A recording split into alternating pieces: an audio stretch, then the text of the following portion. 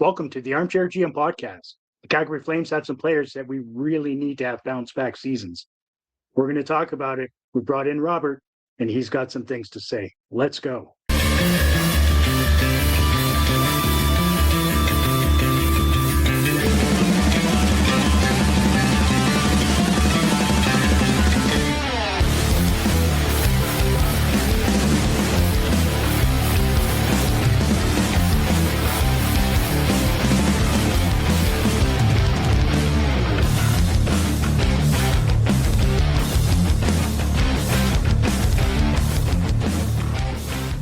You are watching the Armchair GM podcast.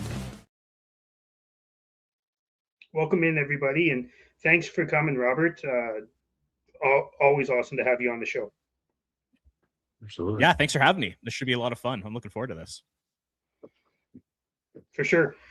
So today I figured we'd talk about bounce back candidates from the Flames, and let's just get into it. Let's start with Matt Coronado, who personally I think had a strong last 15 games maybe, but had a pretty tough season altogether. So Robert, let's get right into it. What do you think it's going to take for Matt Coronado to get back to how he was playing the previous year? I might be in the minority here, but I actually don't think Matt Coronado had that bad of a year. Yes, statistically, when you look at the goal totals and the point totals, it's not where you wanted them to be. But I mean, you could say that basically for the entire Flames roster. I found a lot of nights that he was just very snake bitten. I found that there are a lot of nights where he was just hitting posts. Goalies were making unbelievable saves off of him. You know, he wasn't quite picking his spot with his shot.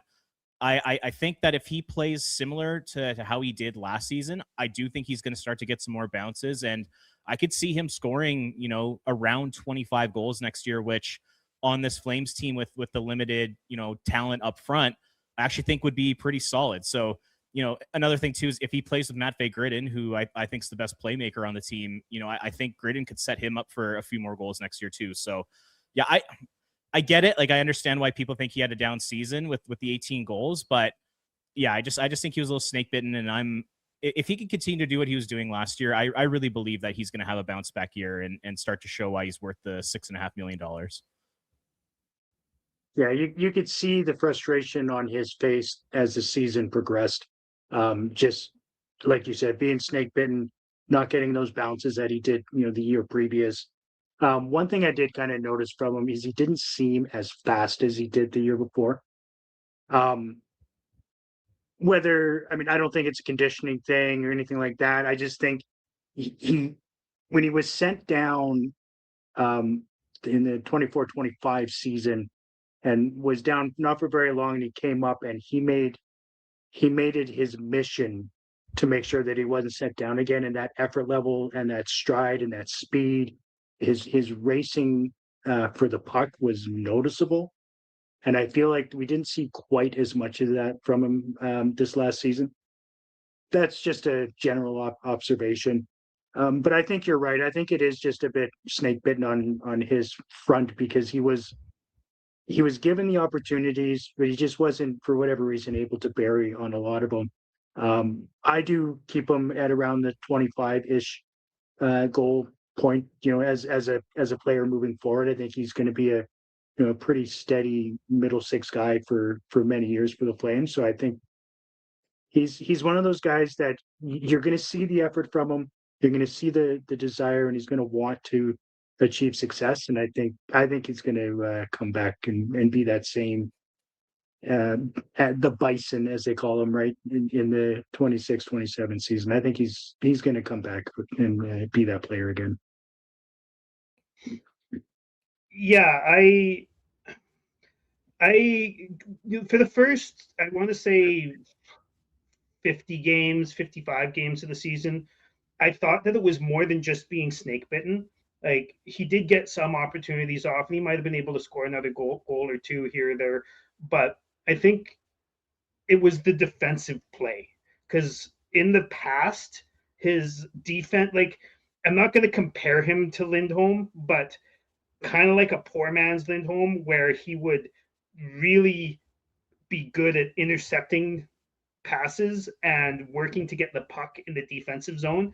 And then that would lead to either him going off on an odd man rush or him being the trailer on a play that he made an outlet pass on and then kind of squeak into a soft area and score from. Kind of get lost in the coverage like Lindholm did, especially in 2022. But I think he's got to work on the defensive details a little bit more. He's got it. I know he has that in him because we've seen it before. I just think he kind of took a step back from that last year, and that kind of caused him to not maybe take the step forward that we as a fan base thought he might. Like you said, Robert, he's on a team that is perpetually snake bitten right now because there's just not very much talent, and it's kind of easy for most teams to defend the Flames and the Flames system currently. Yeah. Yeah, I think it's One thing I'll for add sure. to Go ahead. one other thing I'll just add to the Coronado conversation is just the fact that, I think for the first 20 games of the season, it really felt like he just had no role on the team. He was a healthy scratch at one point. Ryan Huska had him all over the lineup too. So, you could almost make an argument that those first 20 games of the year, the first quarter of the season, that was almost a bit of a write-off for him, as it was for most of the team as well. But specifically for Coronado, just because him and Huska just didn't seem to jive. And that seemed to change as the year went on when he was playing consistent top 6 minutes and consistent power play time. It seemed like him and Huska started to get more on the same page. So, if they start the season with a defined role for Coronado and he's in the top 6, I definitely think that's gonna help his numbers for sure next year. So you're saying Huska just transitioned from Coronado right into Zari for the rest of the season? Because man alive, That is correct. The two of them just could not see eye to eye and come up with a suitable line mate and or line for Zari to play in. That was really unfortunate to watch. Well, let's get into Zari then, because he's on the list of guys who obviously need a pretty big bounce back. I still don't know if he's going to be on the team to start the season, but I do think that if a trade would have happened or is going to happen before the start of the season, it would have happened already with Zari particularly. I just don't think he's got the trade value, so I think he's at least going to start on the Flames. But what does he have to do to bounce back, Chris? The unfortunate thing when it comes to Zari, and obviously I need to start by saying I really like him as a player. But it feels like one of those situations where the best thing for his career might be playing for another club, playing under another system and with a coach that trusts him to at least fail so as that he can succeed. Give him that leeway to get his game back. One thing he does need to do though is I think he's still too tentative from his injuries the year before. We didn't see a lot of that drive and that tenacity in the corners from him. I feel like he's just it's on the back of his mind. And so I think one thing he needs to do is just get out of his own head a little bit, get back to what got him in that position to begin with, and that is just hard north-south. And then once you're in the offensive zone, then you can start being creative and trying to mix things up and drive the net and create plays. But I think it's gonna start with maybe even just a conversation with Huska saying, "Hey, I've been here a few years. You know damn well I can play. Put me on a line and keep me there for 20 games. Give me some line mates that I can gel with and figure something out with, and our line will produce. But I need to be given that opportunity to do so." What about you, Robert? I think it's I would say there's two things. There's one, there's definitely the responsibility on Zary to come into camp and be a better player than he was last year, just straight up. I don't know if injuries played a big role in him taking a step back next year, or maybe it was the mental side of things where, those injuries might have spooked him a little bit from cutting to the middle of the ice and taking risks. So I think part of it's on him. And the first, like I've been mentioning it for a while now. I'm sure people are sick of hearing it. He needs to be a way better skater. Like his skating last year was probably the worst on the entire team, particularly up front. Like he really struggled with the pace of the game. So I think he needs to come into camp. He needs to be faster.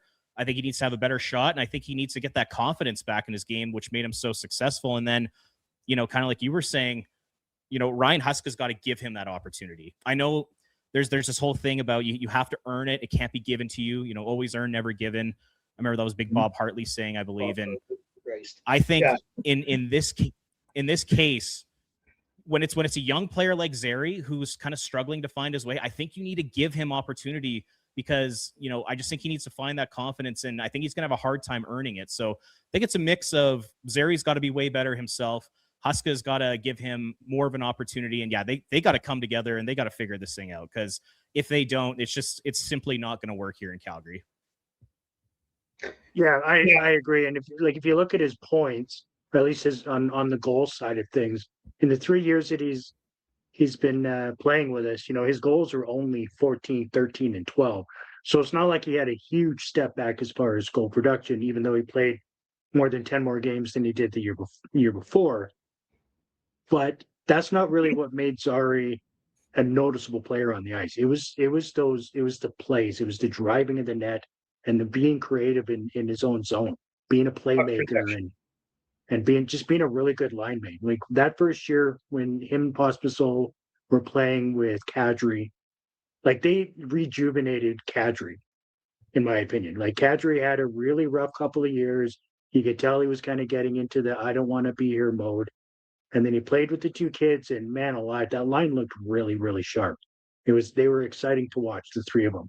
And then that's where, obviously, most of the fan base, Dylan and I for sure, kind of fell in love with Zary as a player, even though he wasn't producing all that much even then. But he was just a different player all around. But you're right, his skating is not good.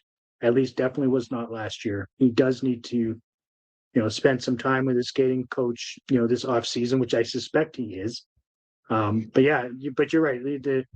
The earned not given is a thing, and I think it stands true. But at some point, you just have to give him the opportunity to, at least give him the opportunity to fail. Right? You can't give him the chance to get better by playing on the fourth line. It's just not going to happen. You can't say a guy has failed if you're moving him up and down lines and on to 3 different positions every 5th shift. You can't. Yeah. You're not giving him the opportunity. And like Robert said as well, it's on Zary for sure, like big time, to come in and prove that he's able to play at the NHL level and skate at the NHL level. And I think one thing we have to remember too is, and not trying to make excuses, but I can't remember who it was that hit him, but he got his leg crunched at the very, very end of the previous year of what I guess that would have been the 24-25 year. And yeah, it was Mikko Rantanen in Dallas. That was 2 years. Yeah, it was because it was Helleson and then it was Rantanen, right? Yeah. Yeah. Yeah. Yeah, and so he got crunched at the end of the year, and then missed a bunch of the year, and then couldn't skate for quite a bit of the summer, and then he came in without really having that training. So you're right, Chris. He needs to have some skating, some sessions with Danielle Fujita, and really work on getting his skating back. And I think one thing that we forget about what made Zary, Pospisil, and Kadri such an effective line is how much havoc that Pospisil wreaked upon all of the other players on the other team and really distracted people, but also that Zary got in front of the net, and not only in front of the goalie, but behind the goalie quite often, and would score rebounds that were like trickling through, or that were just off the goalie, right? Like he wasn't always sniping. He could snipe a little bit, but he was more of a greasy in front of the net, behind the goalie type of a guy who was just shoveling in those loose pucks. And when you're tentative, you can't do that. So he has to work at getting back there, being confident enough to get back there and do those things again and protect the puck and not defer to another player because he's scared he's going to be hit. If that's what's happening, I don't know if that's what's happening, but yeah, that's my opinion on the situation. And also, Huska needs to, like Chris said, 20 games, not only the same line and the same line mates, but stop fucking them around on position. If you're a left winger, you're a left winger. If you're a center, you're a center. Never put him on the right wing. Stop that. Left winger or center, and don't move him for a quarter of the season. That's my opinion. Yeah. Speaking of skating coaching, from what I gather, Sharon Govich has been staying in Calgary, or at least stayed in Calgary for quite a bit, and was working with Daniel Fujita and some of the other training staff. But he's next on our list, and I think we're all going to agree that working with the skating coach is going to help Sharon Govich. But what else does he need to do? Like Coronado has the drive, Sharon Govich might not. So what does Sharon Govich have to do, Robert? Yeah, for me, it's basically more in his head than when it comes to the actual physical skills of the game. I mean, I think he's a talented guy. Like he's got good hands. He's obviously got the shot. You know, he's a half decent passer of the puck. So I think the skills are there. It's just like you said, Dylan, does he want it? You know, does he have that drive? Does he have that intensity? Does he have that dog in him? You know, what we've seen the last couple of years is that he doesn't. You know, there's so many games where you're watching him where you're just like, you want to pound your head against the wall because you're like, you're such a talented player. Like if you had a little bit more of that drive, that little bit more FU to your game, I actually think he'd be pretty effective. Because I mean, you look at his last couple seasons, you know, they're considered down years for the guy. He still scored, I think it was 14, 17 goals in those 2 years. And that's considered a down year for him. Like, what if he can just get back to being, you know, at his average level or a little bit above average? All of a sudden, I think he's in that 25 to 30 goal range potentially. So, you know, I think it really comes down to him. I think he needs to come into this season. He needs to change his mindset. And if he does that, I think he can be a pretty successful player and potentially rebuild his trade value. And the Flames could end up moving him, or they could keep him. I mean, it's completely up to them. But I think, you know, we're talking about with Zary, it's Ryan Huska needs to give him an opportunity, and Coronado needs the opportunity, and some of these younger guys. But with Sharon Govich, I think he needs to show the Flames that I'm a different guy this year. And I think it comes down to him. Yeah, I do agree. When it comes to Sharon Govich, it is on him. You know, 2 years ago when he scored 31 goals, he had a 17.3% shooting percentage. Last year he had a 10.6. So what's going to give Sharon Govich the bounce back season is if he scores on night one and builds that confidence immediately, because then he'll thrive off that and he'll continue with it. I think that's what happened this last year is he wasn't shooting nearly as much as he was the year before, because the year before he was putting in effort, but the puck wasn't going in the net.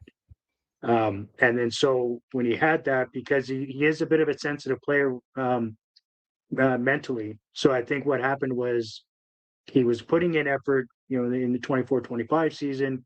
It wasn't going his way. So then when this last year happened, there was less willingness for him to shoot the puck and try and score the goals.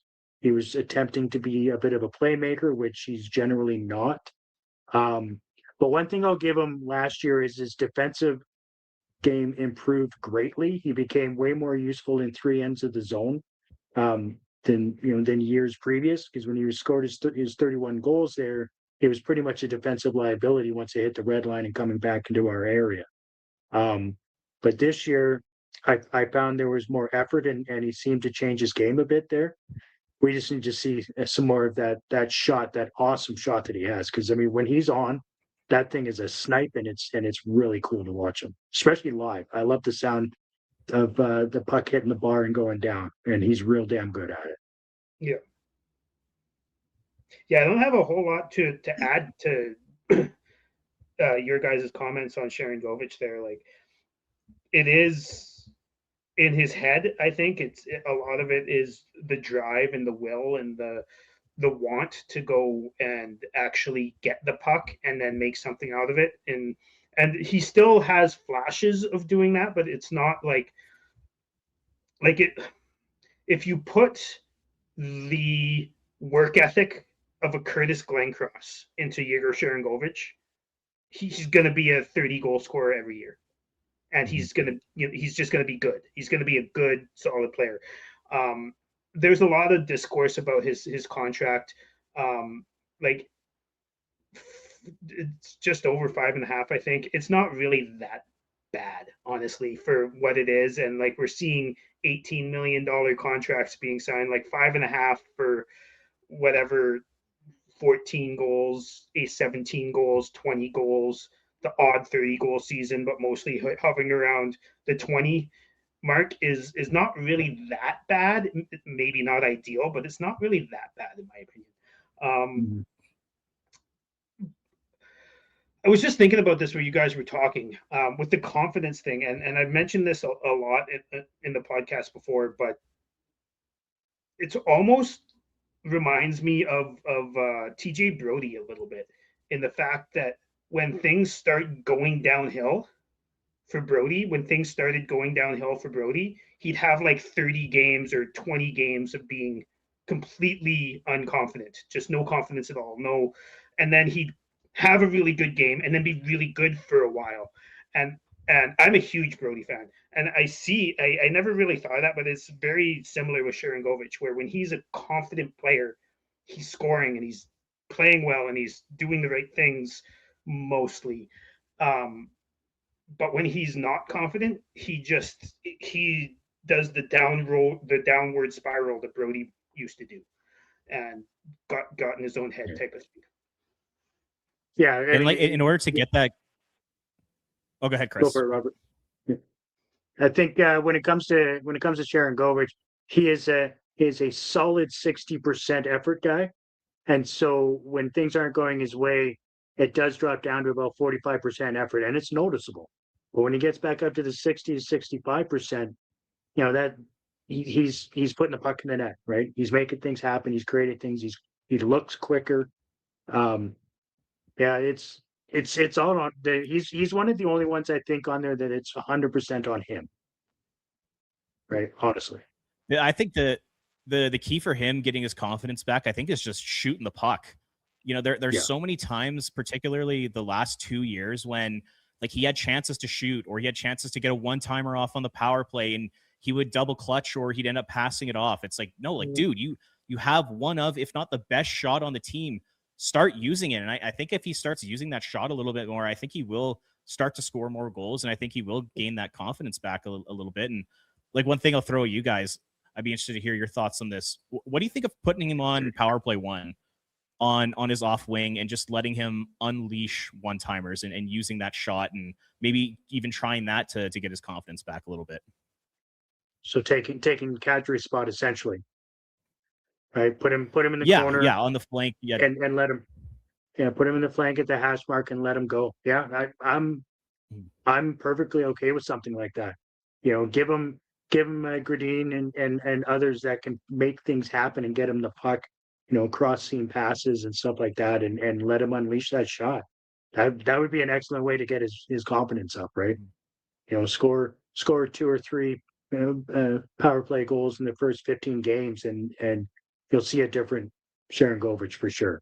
He definitely has to get that shooting percentage back up to north of 15. Absolutely. And I think I was listening to your podcast, the Red Mile Rundown, Robert, yesterday, and I think you and John were talking about, maybe it was today. Anyways, you guys were talking about this exact thing. I highly suggest everybody watching go check that show out. Very good. And yeah, I agree. Like, what other use is there for Yegor Sharangovich other than the power play guy, right? So long as you have one of Perek and Nemitz on there, one of those two, and Gridden's on there and Coronado's on there, absolutely. Those are the only three guys that need to be on there. Why not have Sharon Govich? Why not? Right? Probably Frost too. I've thought about having Nemitz and Perek on the power play sometimes, just because I think that both of them are kind of rovers and both of them can shoot and score. So why not? But definitely put Yegor on the power play, because he's an offense first guy. He can shoot, like you said, Robert. He's got probably the best shot on the team, if not the second best shot on the team. Let him use it. Just give him the opportunity to use that. And whether he becomes a mainstay on the team because he's bounced back and becomes that consistent 25 goal guy that we think he can be if he's putting in the effort, and stays on the team long term, or if he gets traded, either way, that's great for the Flames, in my opinion. So let's give him the opportunity to be the guy that he's supposed to be. But he's got to prove that he can do it. You can't just keep him on the power play. If you start him on the power play and he doesn't score for 12 power plays, you can't keep him there, because you've got young guys pushing. You've got the opportunity to have two dynamic young defensemen on there, and you can't really do that if you've got Sharon Govich on there, in my opinion. So unless you have Sharon Govich at center, which, please, for the love of God, no.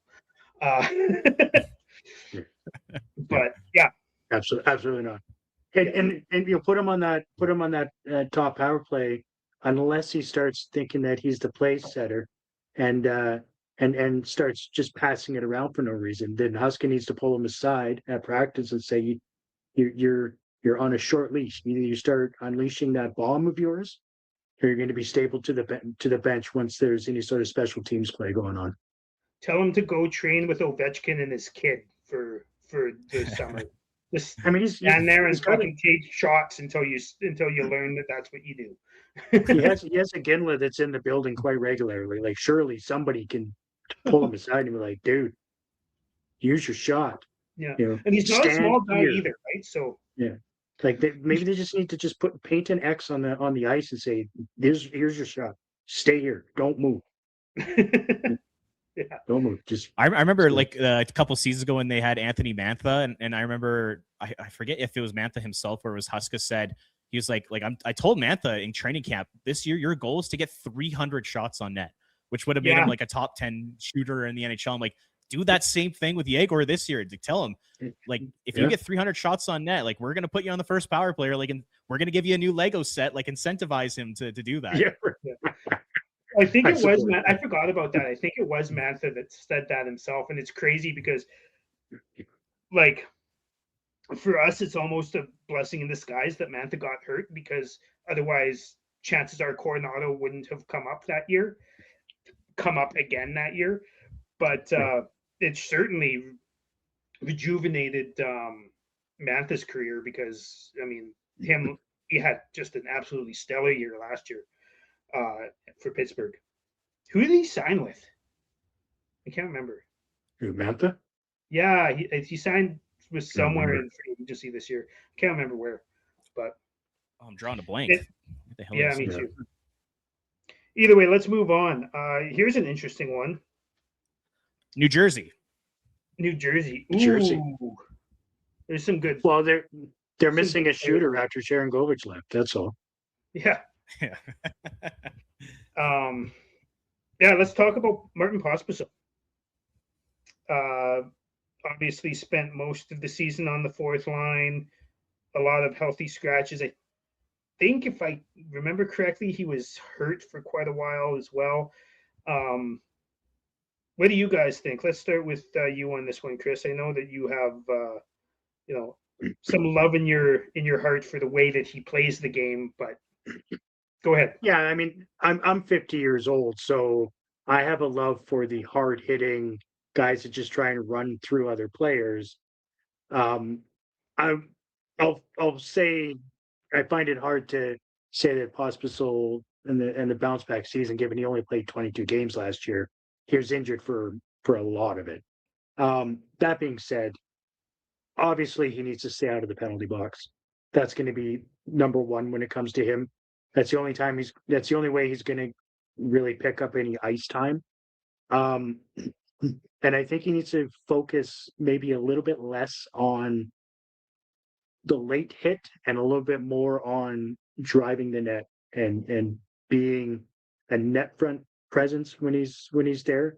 So I think he would be a good guy to be there because he doesn't mind taking a beating. But I mean, he's not a goal guy.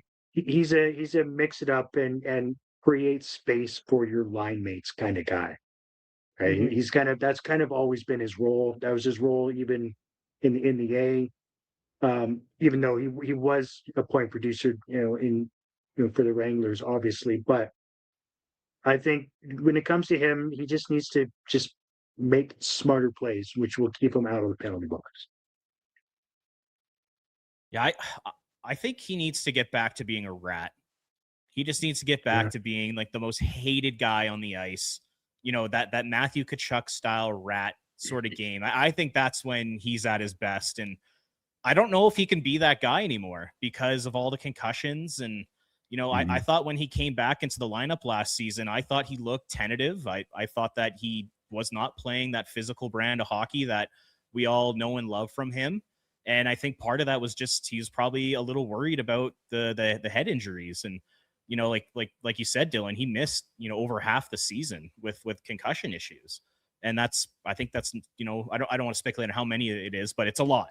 It's a lot of concussions he's had in his career. And if he can get back to being that physical player who plays, right on the edge, is a little reckless, I think he can have a really nice long career. But that playing that type of role, it takes a toll on your body, and it's not easy to play like that. And I don't know if he has the skill set to be a legit top 9 forward that you can just put in your lineup every single night if he's not playing like that. So yeah, it's too bad. I mean, I really hope he can get back to playing that style, but honestly, I'm not holding my breath. And the thing for him is I just hope he has like a really good life after hockey, and I hope that he stays healthy, because that's all that matters really in the long run for him. Yeah, exactly. We found out very quickly what that style of play can do to a player. Like when you look at Michael Furland, right? Single-handedly beat Vancouver, effectively, right? Just annihilated their defense. Ferkland. It was one of the most unbelievable playoff I've ever seen from a single person. That wasn't really, I mean, he was scoring some goals, but I mean, his mainstay was Kevin Bieksa is going through the boards on every play. Like he was Robin Regier against Hemsky, and that was amazing to watch. It was a lot of fun. And his career was cut super short because his body shut down real quick, and I can see that coming with Martin, unfortunately. Because you're right, he was pretty tentative last year in the limited time that he was playing with the Flames, and you do hate to see it because he kind of made his mark in the NHL being that guy. I mean, he had 109 penalty minutes in his first year.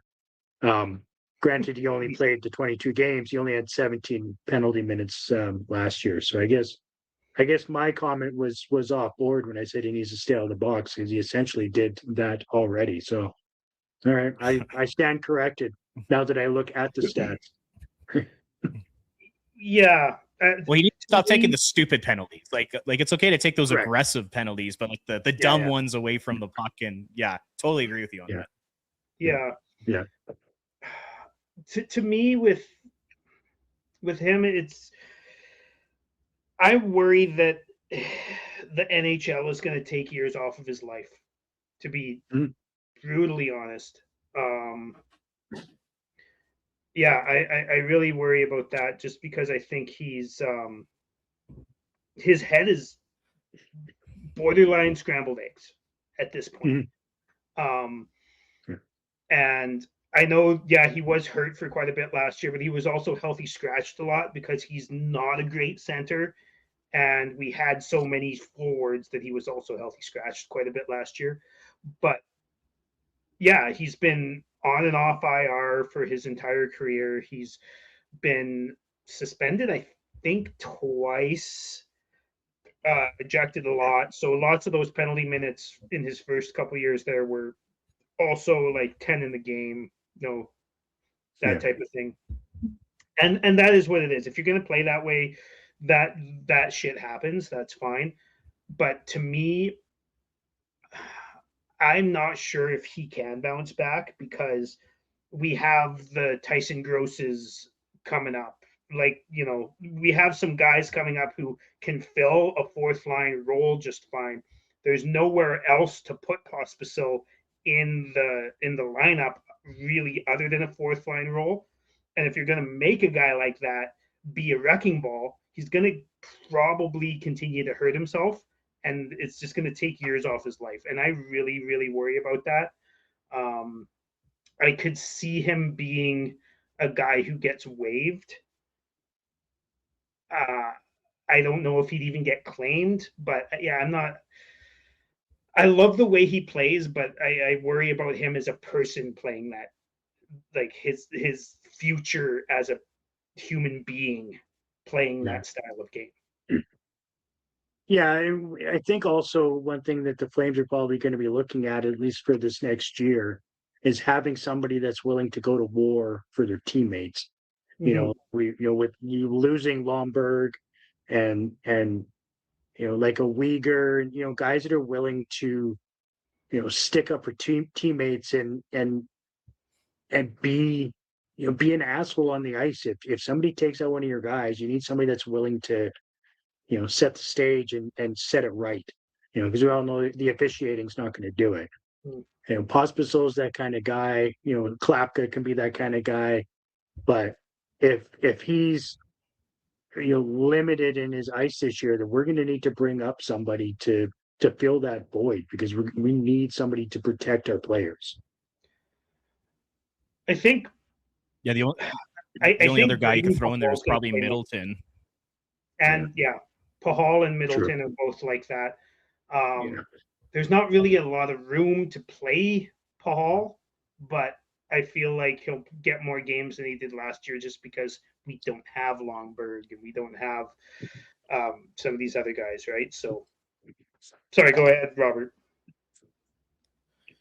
No, I mean, I totally agree with you guys. And I mean, there's going to be a lot of young players on this team this year, whether it's Zane Parekh, Simon Nemec, Matvei Gridin, at the end of the year when they sign all those college free agents, there's going to be a lot of young guys who could be vulnerable to some physicality in the league. And I agree. I think it'd be great to have that kind of nuclear deterrent on a rebuilding team. Because I always say, if you're rebuilding, it's okay. Like if you're losing because you're losing for the greater good of your team. But if you're losing games and you're getting your ass kicked physically, that's a really rough combination. So yeah, I would like to see them probably try to find somebody like that. But like you guys said, like where's the space for that type of player right now? Yeah. And with Martin Pospisil, I don't think you can make him a nuclear deterrent just because other players know that this guy shouldn't take a punch. So is he going to? Yeah. Right. And to your point, Robert, Dylan and I did a show at the very beginning of the season last year where, it's fine for the Flames to lose right now. It's perfectly okay. What we really wanted to see was just natural progression from players, right? From the young guys getting, taking that next step. And one of the issues, at least as far as this conversation goes, is pretty much everybody on the list are guys that took a step back. And that's, like the younger guys, the Zaris and Coronado, guys like that. And it's just like, God, they're just the exact opposite to what you're hopeful in a losing season. It's okay for the veterans to have off seasons, whatever, right? They're pros, they've been at it for a while. They'll move forward. It's those young guys that you want to see them take that next step every year until they can reach their peak.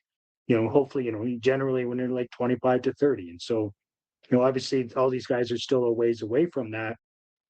But it was just kind of disheartening to watch those certain players, the same guys that we talked about in that episode last year, pretty much all of them took a step back and say, fuck, It's just like what a kick in the teeth that was, right? To a point. I'm going to Yeah, push back on that a little bit, just because I think Matt Vigredin really, really took a huge step forward, which is what he does. If you look at his career, he's taken every time he's gone up a level, he has adapted incredibly fast and become a much better player really quickly.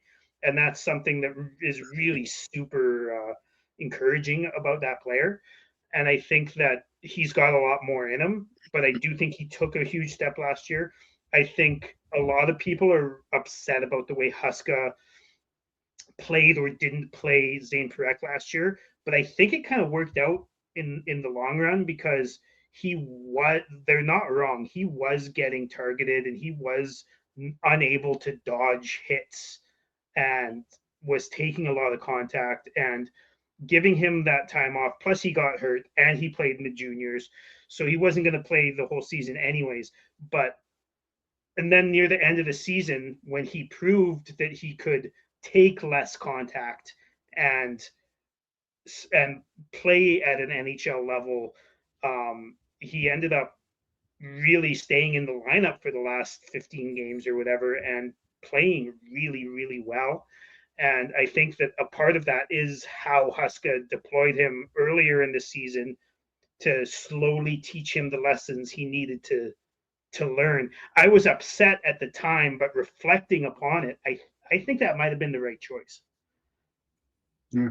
it all worked out in the end for sure. And, like, I really think these next two seasons are just so critical when it comes to development and deployment. Like, I think these are the two most important years of Ryan Huska's coaching career with the Flames organization is the work he's going to do with Gridden, with Honzig, with Coronado, with Zary if he's still here, Nemec, Perek, Verstevich, and then all the college guys, Reshny, Wittenbach, Carls, and Potter.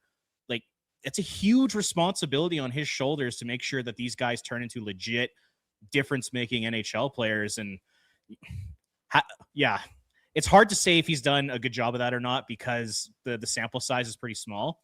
But like, if I'm Craig Conroy, I'm telling him the number one priority, it's not winning games at all costs this year. It's developing these guys and turning them into players. And we'll see if Huska, has the chops to do that. I also, just before we move on with all of the bounce back candidates here, we've got a couple more, but you got to remember too what the mandate was for Huska, and the mandate was winning games up until halfway through the season, right after Don Maloney made an absolute fucking ass of himself. But yeah, probably the most embarrassed I've been as a fan was like, can nobody listen to that interview or read that other interview, please? How do you dig yourself a hole and then go on, have an interview with Eric Francis like 3 days later and dig the hole even deeper? Like, you're such a moron. Anyways, yeah. I think we have to remember Huska really what his mandate was to win, and the way he deployed his troops at the time was kind of reflective of that. And then as the year went on and his mandate changed very clearly from the top, then guys started to develop and Gridden got better and Perek was played more and played better, and just things like that. Even Coronado got better after the mandate changed. And you also have to look back at what Huska has done in the past when it comes to developing players. Rasmus Andersson, the whole story with how he took Rasmus Andersson from what's like, I'm not, these are my words, I'm probably off, but what it sounds like, a pudgy, lazy player, to the player that he became. He credits Huska with a lot of that playing in the minors. So he's got it in him to develop players. We have to hope that the mandate stays how it was at the end of the season, at the beginning of for the beginning of next season and through the next couple years at least. And I kind of think Huska might be able to do a pretty good job of that.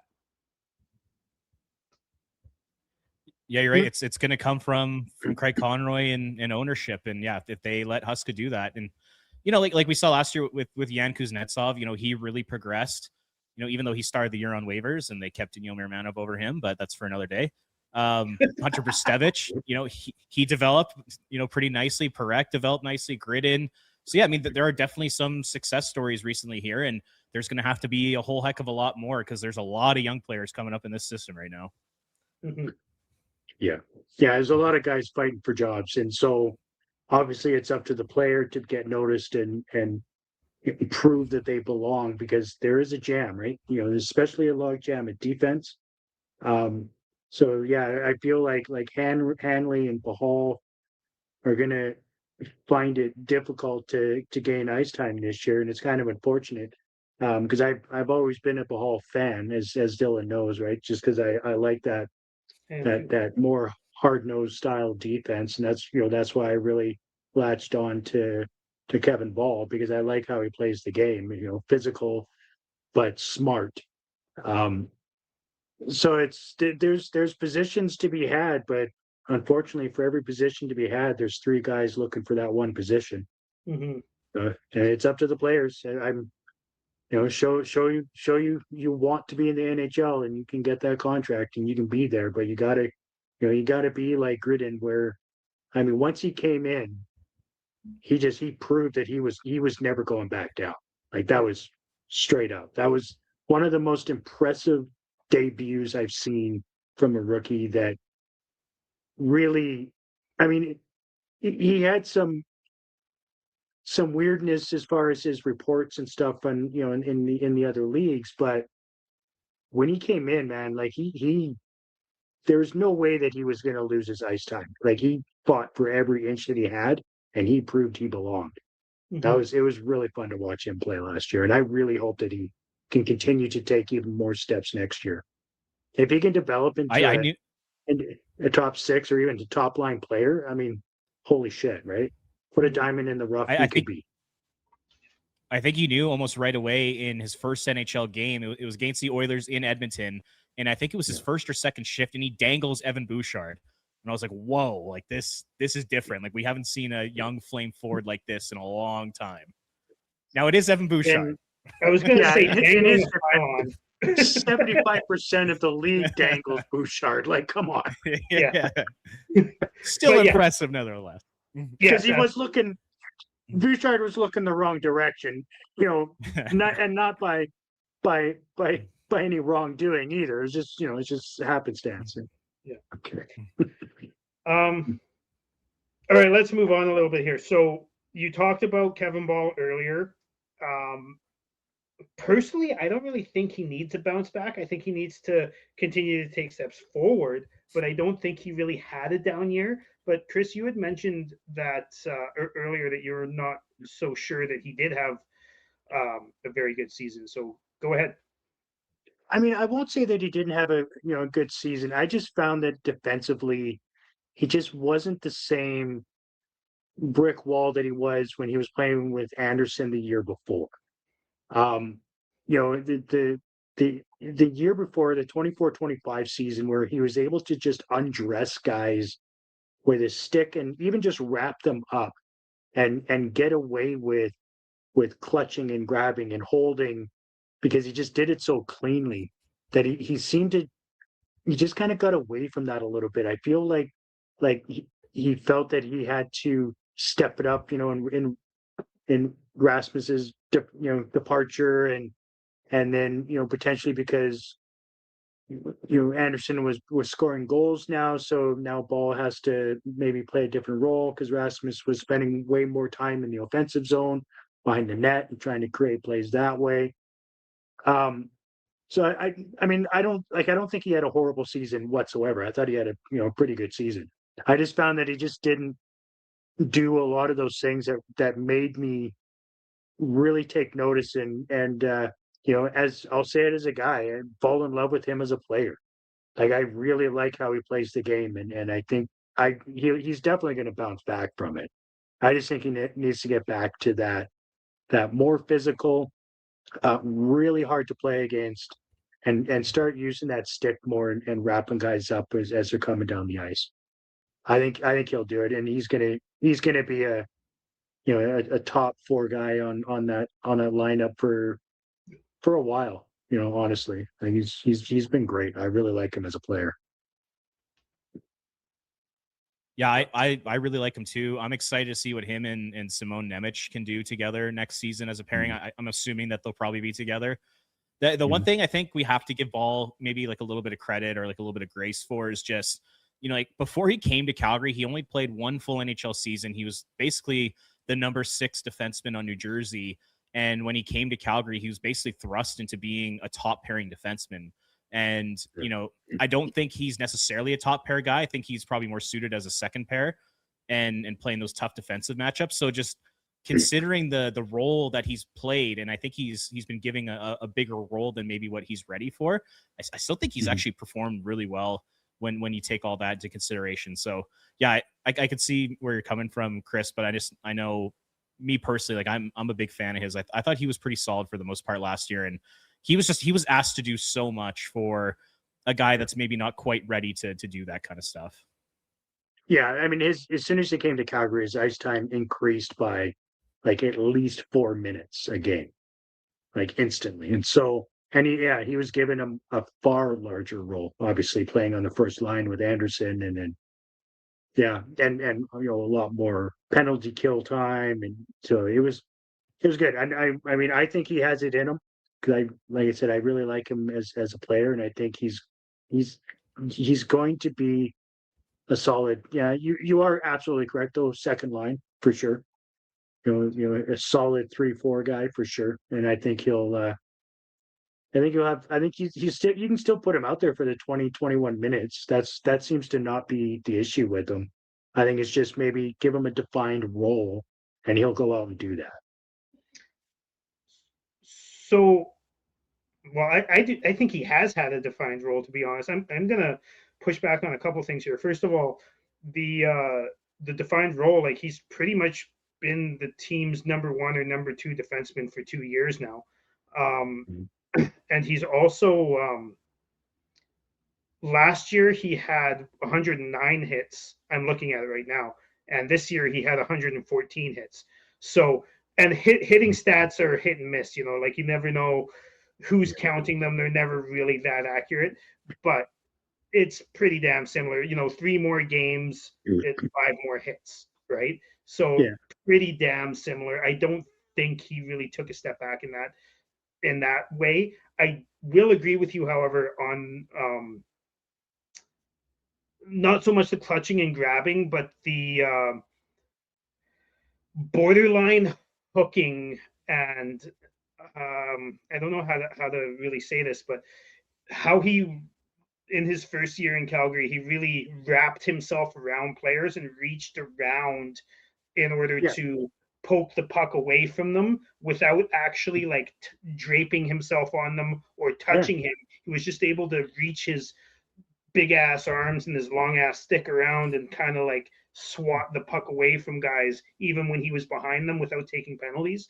And I do think he did take a step back from that this year. But I also, again, like I said to start this segment here, I don't think he needs to bounce back. I think he just needs to continue to progress because I think he's a perfectly good player. Yeah, I did too. A friend of mine described what you're talking about there. Where he wraps his arm around and is able to take the puck away. Described him as mauling from a distance. Yeah, like you're pretty much wearing a Kevin Ball suit and he's not touching you, which is super bizarre. Yeah. Like it's really bizarre. Now his shooting percentage doubled last year, so clearly he had a defined role to be a goal scorer, in which he is not. Which he is not. He is a stay-at-home defender. Goals. Yes. I mean, somebody's got to get goals on this team because it sure as hell isn't coming from the forwards. No, he's a stay-at-home defender. Keep doing what you do, Kevin. Good on you. Yeah. All right, let's move on to the one nobody wants to talk about, Jonathan Huberdeau. So obviously coming off pretty significant surgery that's really ruined some careers and put kind of a damper on other careers, and other guys have seemed to bounce back pretty well from. Like Patrick Kane's done all right. It took John Klingberg a few years to come back from it. Tyler Seguin just kind of never seems to be healthy. And other guys have had to straight up retire from it. But yeah, Robert, what do you think Huberdeau needs to do outside of just being healthy in order to bounce back? You know what? This is a discussion I've been having with friends and family, and on my podcast is just like what happened to Jonathan Huberdeau. And we've been talking about it for 3 years now. I still can't figure it out. Maybe he'll come back with a better hip, and maybe he'll gain half a step, and he'll get back to being a really effective player. Maybe he'll be a 30-point guy and just will never be the same player. I literally have no idea what to expect from him coming off this surgery. I think if you're a Flames fan, I think all you want is the best for him. And I think you want him to become the best player he possibly can, because, pretty soon, while Huberdeau signed in Calgary, while that $10.5 million is on their cap space, guys like Wittenbach and Reshny, Parekh, Gridin, Honzig, like all these guys, they're all going to require big time extensions to stay in Calgary. I mean, we're seeing how much young players are signing for these days. And I think, within the next 3 years, you really want Huberdeau to bounce back to the point where you can move off of his salary. And, if it means attaching a draft pick or two, then so be it. But like literally right now, he is untradeable. There's literally not a single team in the NHL that will take on that deal, even if you include a first round pick or two. Like it's gotten that bad. So yeah, I mean, I just hope he comes back. I hope he's healthy. I hope he can start making plays and getting that 55 to 60 point range and be an effective player like he was a couple years ago. Because if he's not, like, this is going to get really, really ugly in Calgary for him. Yeah. Yeah, I agree. I mean, we still have 5 years left on that contract. And it's pretty much buyout proof too, right? For at least another 3.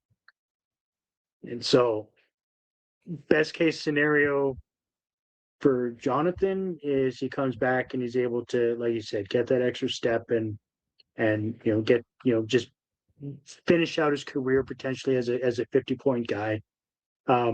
Almost, and I hate to say this because I would never wish injury on anybody, but almost the best case scenario for the Flames is that he needs almost a full season to recoup and takes the season off to try and get back into some sort of shape and come back in the 27-28 season as a as that 50 point guy.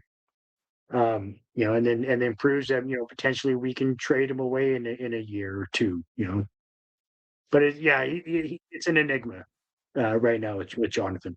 The fact that he played 50 games last year is mind blowing to me. Because if you would have told me that he played more than 20, I would have called you a liar. Like that's how bad he was, even when he was playing. Like he was just completely invisible. The year before he was starting to look pretty good because his defensive game was really on point and he was really taking strides in that direction. So he kind of defined himself in a different way. So he at least had a use on the team. But as it is right now, I mean, he's on the top line. He should not be on the top line, but he makes too much money to not be on the top line. So it's a really tough situation for everybody involved. Yeah. No, when it comes to Huberdeau, like before he left this year to get surgery, like he had 25 points in 50 games. I'm not going to do the math right now, but I guess that's actually really easy because that's half. So he was on pace for 41 points. Wow, how impressive. Now, I remember he had really good chemistry with actually Connor Zary when it was only like 7, 8, 9 games, something like that. But in a year or two ago, they played Zary and Huberdeau together for a little while. and I believe Huberdeau was on the right side, and they had a lot of chemistry together. So I'd be interested to see a third line with those two guys together. But I also have been kind of predicting this, and I don't like to predict things like this. Like, but I see Huberdeau as a guy who's in and out of the lineup for the rest of his career, however long his career may be. I feel like that surgery does that to guys like Klingberg. Like Klingberg came back this past year, and played more than he had played in the past, but he still had to sit out quite often and be a healthy scratch because he and take weeks off and stuff like that just because his hip was so messed up. Tyler Seguin is never healthy, just I'm not sure if this will be very good. And I remember before the draft, like near the end of the playoffs, there, Conroy said that Huberdeau was skating and it looked great. And then at the draft, just after the draft, Conroy kind of like went back on that a little bit and said, maybe we shouldn't be, saying that he's going to start the season because we don't know. It doesn't look quite as good as it did a week ago or 2 weeks ago or whatever it was, right? So I'm kind of worried that, we're going to have to put him on IR quite a few times. But the good thing about that is that it gives the Coronados and the Zeris and the Sunievs and whoever else might get a call up and more of an opportunity to prove themselves and get more of a legitimate role on the team.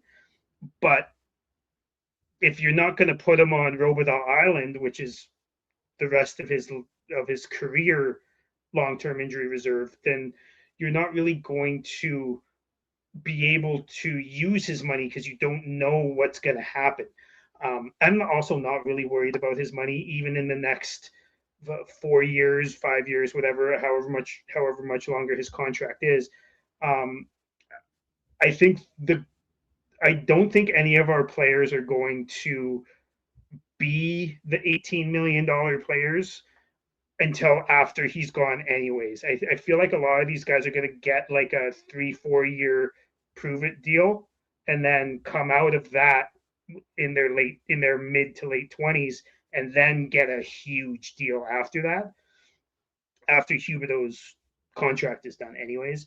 I'm not really too worried. And we just don't have the offensive talent on the team, and we have too many guys developing for things to go that well that quickly, in my opinion. The thing that worries me with Huberdeau is just he wasn't the best skater already. Like I found, at least over the last 3 years, that he was behind the pace a little bit. He kind of lost that separation speed.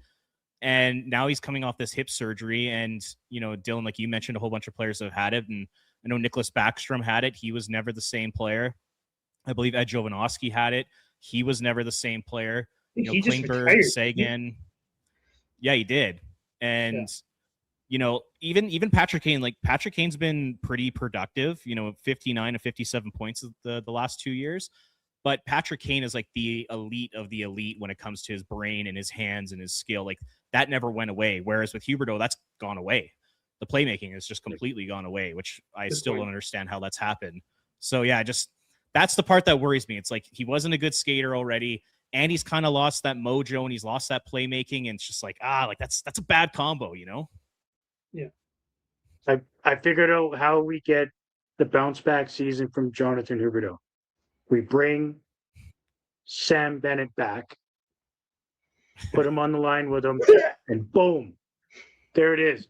Then we don't have to have, Martin Popsels can take some time off too and nurse his concussions, because we'll have somebody else that can be in the penalty box. You know what I really, really think the Flames need? Another middle six, really mid player. So let's get Sam Bennett. Come on. Veteran. Let's get Anthony Duclair. Remember the Anthony Duclair conversation 100%. with Huberdeau? If they just get Duclair, they could turn Huberdeau around. Yeah. Come on. I think more than anything, it was Andrew Burnett. Yeah. How many times was Declare linked to a trade to the Flames? At least as far as Flames fans were concerned, Yeah. like over the years. It's like, okay, knock it off. Didn't he block a trade at one point? No, I don't think so. I don't think he had I- the ability to do that. But his career just kind of fell off a cliff too. It's 'cause After him Huberdeau and left. Jonathan. Yeah, see the two of them. They were made for each other. All right, let's talk Oh. about two more guys. I'm going to start with a guy who actually wasn't on the list, but I put his jersey up here because I wanted to talk about him a little bit. Sam Honzek. Bounce back. I don't know if you can call it a bounce back that he needs because he was just coming into his own, kind of right right before him and Backlund had that giant unfortunate collision. Personally, I'm going to go first on this one. I think the only thing that needs to happen with Honzek, really, for him to quote unquote bounce back, is just to be healthy. And I think he can do that. I think we're going to see a 70+ game Honzek season this year. And I think that he's going to play the entire season as long as they both stay healthy with Michael Backlund, because that looked so good, except for that one unfortunate moment. That looked so good for so long at the beginning I of the mean, season, and I think Farabee's going to be a really good complement to that line. But Robert, why don't you go ahead and tell me what you think about that? I completely agree with you. Yeah, he needs to stay healthy. I found probably the last 10 games of the season, right before he got hurt there, I thought he was really starting to come on and look like a legit top 9 NHL player. And I love the speed. I love the forechecking. He was even getting pretty physical. And then he kind of started to show some confidence too with the puck. So yeah, I was really impressed with him. And then fortunately, Michael Backlund throws the biggest hit of his life, but just happens to be his own teammate, which sucked. And I felt bad for Sam. But yeah, I said on Barn Burner the other day that I really think the comparison for Honzek and what the Flames should be doing with him is just turn him into the next Blake Coleman. Just a guy that can score like 17 to 20 goals, be a really good defensive winger, play on the penalty kill, forecheck, just be a smart complementary player. If he could turn into that type of player, I think the Flames would be absolutely thrilled. And just based off of his skill set and his size and his skating, I think he can be a Blake Coleman type of player. But like you said, Dylan, he's got to stay healthy. Mm-hmm. Mm-hmm. Just real quick before you go, Chris, I was surprised on Barn Burner the other day that Mike didn't say this because he has said this quite a few times in the past, especially in the Discord we're both in. But the comp for him that Mike Gold came up with, that I really, really, really like, is Michael Frolik. Bigger guy, solid. I mean, there's sour grapes with Frolik because he was essentially the reason that Kachuk wasn't signed long term when we had the chance. But as a player, Frolik was always a good defensive minded player who could pot, the 15 to 20 goals and be the solid, 3M line guy on the right wing. Honzek would be left wing, but same kind of guy, same frame, same play style. I think that's a really good comp for him. And I was surprised Mike didn't say that on Burn Burner the other day because I'm taking that directly from him. I find it difficult to put Sam in the needs a bounce back season, considering he's never had one. I mean, he played 5 games and then 18 games. Yeah. You know what I mean? Like, yes, he only got, 2 goals, 2 assists in the 18 games that he played last season. But I haven't seen enough of him at the NHL level to really say what he needs. I mean, his first, the 5 games he played the year previous weren't great by any stretch. He had a good camp at times last year, and then was able to, play the 18 games before that thundering hit from Mike. But I think playing with Backlund's going to do him a world of good because he's going to play 200 feet worth of ice and he's going to be a solid hockey player. He's not going to be the big point guy that, everybody wants from your first round picks and things like that he was 2023, I think, drafted. So, I mean, unfortunately, his career just hasn't been great since we picked him up. I think he'll roll into a solid middle six player, and I think he's going to thrive playing with Michael. I think that Michael has this thing where he just, for whatever reason, stick a young player to him. He will teach them the rope. That player will become extremely good at playing hockey at all ends of the ice. Like so many players have rolled through. Like he, not saying that he wouldn't be the player he is now, but Kachuk owes a lot of his ability to play hockey to Michael Backlund. I'd be willing to bet he'd say that. I think he would too. And I mean, like so many players that have played with Michael Backlund just end up just being really good middle six players. What would have happened if we put Bennett with Backlund, just on the left wing with Backlund for 50 games? We probably wouldn't have ever traded. Who was on the other side of him at the time? Was it? I think that was the Mangiapane Frolik era. Yeah, it was Frolik. Yeah. Yeah. Probably still be a Flame. Wouldn't surprise me. Yeah. Yeah. Could you imagine if Backlund had a player that could stay on his feet? That'd be amazing. Just think what he could accomplish without a Mangiapane on his line. All right. Episode's getting a little long in the tooth, so we'll go with one more guy here, Dustin Wolf. Now, to me, Dustin Wolf doesn't really need a bounce back because he had a really, really extremely tough first 15 games, just awful. He looked like Jacob Markstrom's entire season, but just for the first 15 games of a season, 10, 15 games of a season. And then he actually did bounce back throughout the year. And I'm going to go with you first, Robert,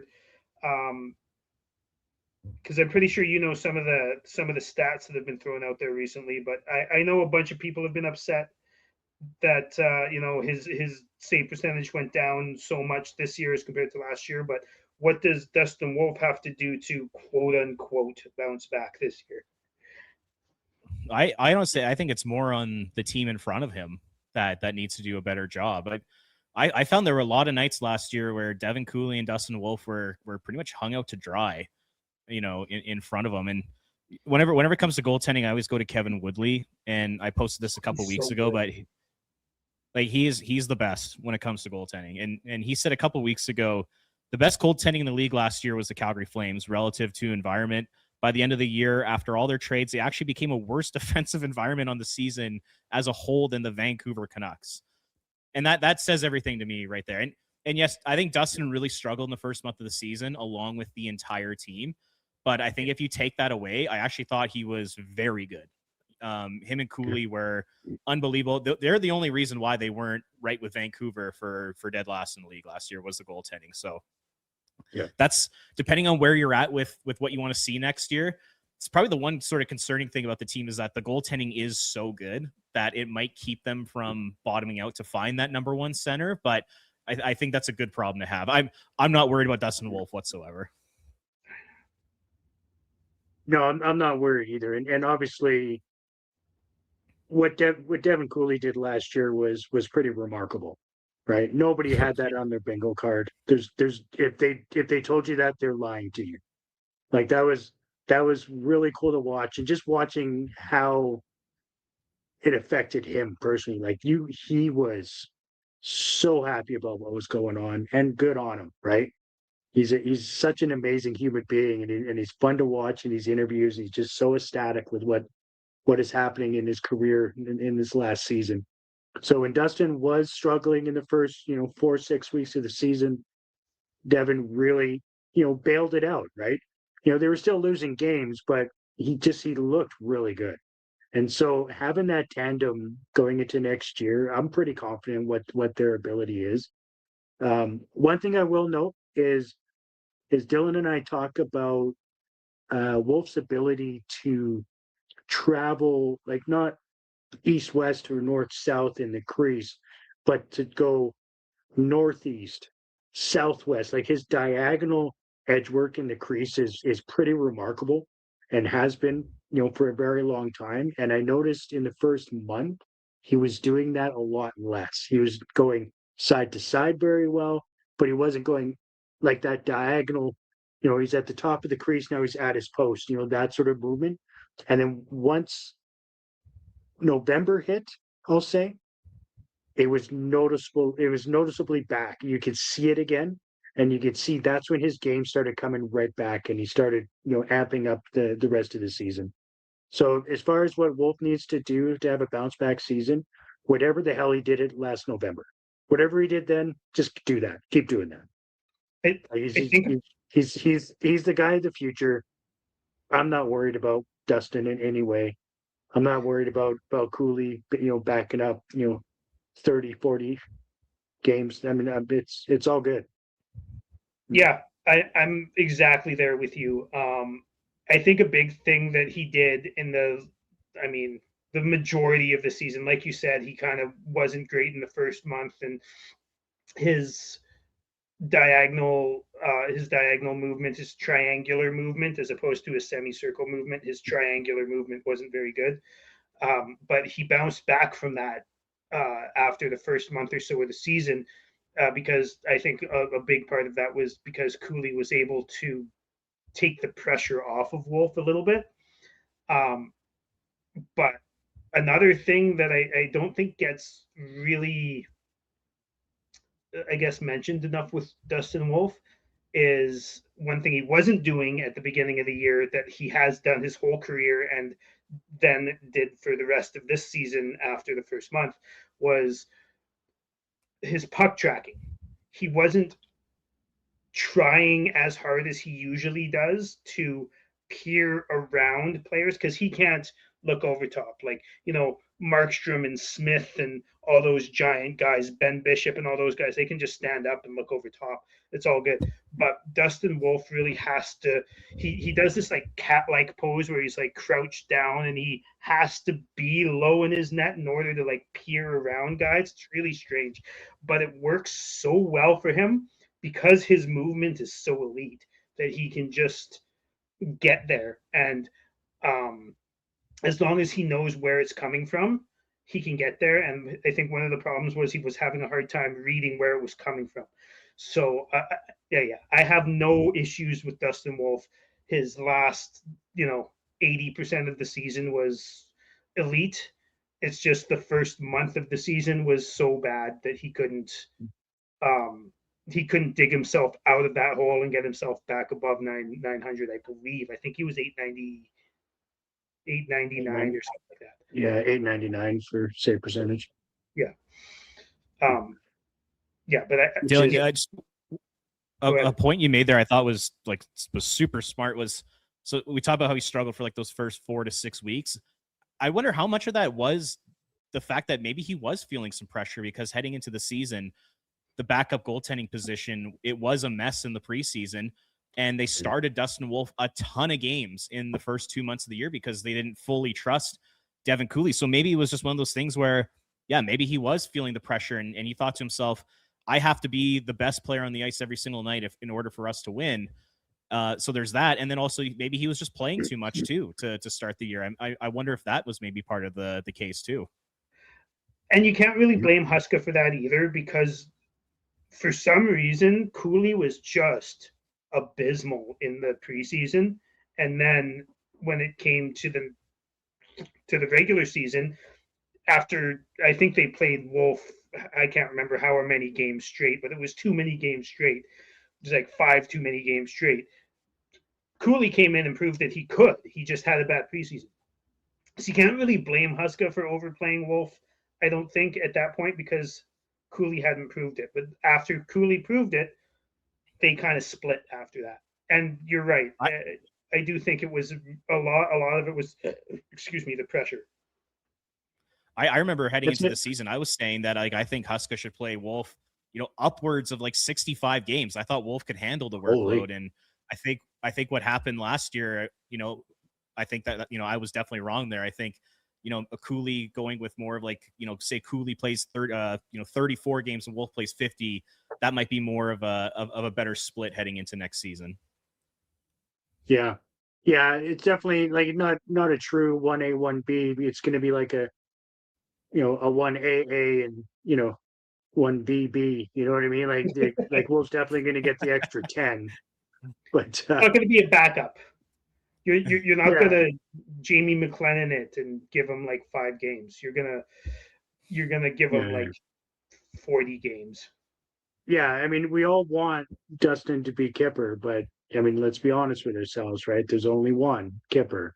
And so we need to have Dustin play really good for 50 to 55 games a season and then move on with that. I think that's kind of where his mark is going to be as a professional in the NHL. And I think it suits him well. If we can find a suitable backup that can win half their games, moving forward, after this next season, because I don't want to see a bunch of wins yet. We still need to draft a bit more because we still need a center. We still need some players to round up the roster before we start, making a push to be competitive when the new arena opens in 2027. And I think we need, one more year of this tandem, and then we can kind of gauge what we have in that goaltending position as far as the backup goes. But as it is right now, it's Cooley's job. Yeah, which, without a doubt. Yeah, and there's a lot. One thing I really give Jordan Siglet a lot of credit for is not his coaching, because his coaching was just god awful, but his scouting.